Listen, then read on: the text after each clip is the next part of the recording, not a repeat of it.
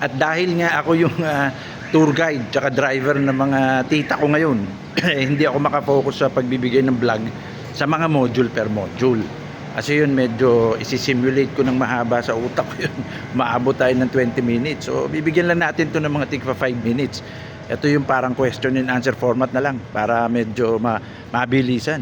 May tanong si Manuel Junior Sueña Abrillo. Ikot-ikot na lang tayo dito.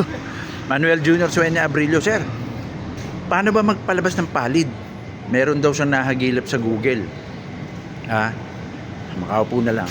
Meron daw siyang nahagilap sa Google na pwede mong pagsamasamahin pastel, pale sex link, edge, tsaka ino.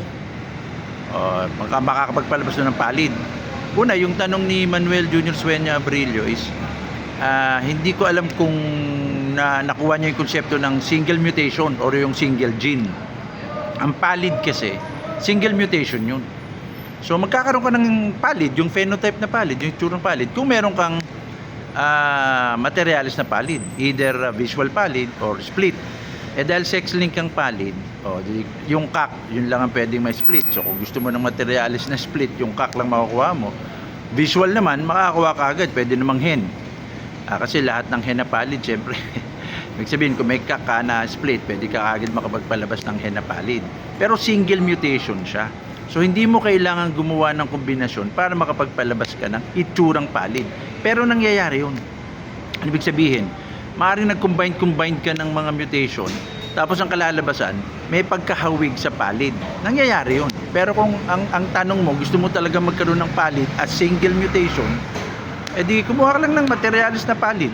Kasi existing na naman sa Fisher ang palid. Although ang palid matagal na sa Rosicolis o sa Alps 1. So yun ang sinasabi ko. Pero kung gusto mo, ayaw mong kumuha, gusto mo lang magkaroon ng may hawig sa itsurang palid, sa phenotype na palid, pwede kang ayun nga, sinabi niya na baka umubra yung pastel, pale sex link, edge, tsaka ino. Although ang mangyayari nun, yung pastel, magiging pastel ino kagad yung magko-combine yun as allele. Tapos dadagdagan mo ng pale sex link na galawan, pati edge na galawan. Malalaro nyo yan sa utak nyo pagkabisado nyo na yung galawan. Kaya bala ko nga isa-isahin natin yung galawan ng mga mutation, ng mga single mutation. Diba? Nagsimula na tayo sa blue, wala na tayo sa ino, yung aqua, nabanggit ko na rin, 50% tinatanggal lang melanin. So pag napunta na tayo doon, madali nyo na ngayong malaro-laro sa isip nyo kung ano yung mga dapat na kombinasyon.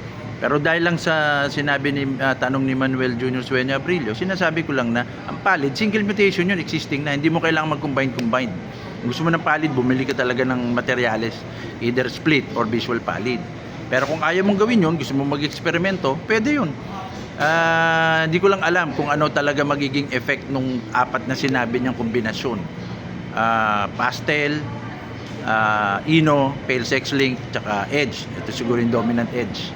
So yun lang, nilinaw ko lang para sa mga habang paikot-ikot kami kung saan-saan dito sa sa Metro Manila at kung bibiyahe pa kami bukas.